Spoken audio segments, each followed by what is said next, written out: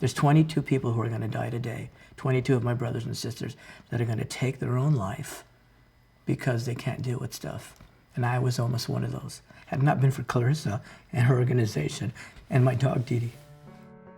Every year, approximately 4 million animals are being euthanized in shelters across the country. And so that inspired me to think, why can't I find the right shelter dog to help these veterans with what it is that they're going through? Watching Clarissa Black start this organization from scratch and seeing the immediate impact she's had on individuals' lives is contagious. And there's no doubt in my mind that we're going to look back in a very short amount of time and Pets for Vets will be a household name. Pets for Vets is a nonprofit organization that matches shelter dogs to returning veterans to help them with post-traumatic stress disorder, traumatic brain injury, anxiety, depression. We actually really get to know our veterans, what it is that they're looking for, what they need. Then we go out and we find a dog that's going to fit seamlessly into their life. Well, hello. And on top of that, we actually provide each of the dogs training to help them fit with that particular veteran's PTSD. Dee Dee. Hey, Dee Dee. Hi. When I used to get really mad, Dee Dee would come up to me, and then it would make me less mad. I would calm down. When I would cry or be afraid, she would be there to make me not cry anymore, feel better. Working with Blade, I discovered he really had not had a good night's sleep since he had returned home. So we trained Dee Dee to actually recognize rustling and moaning of a nightmare in order to wake Blade up at night. And because of that, I actually started to reduce the number of nightmares that he had, and he was able to get a good night's sleep.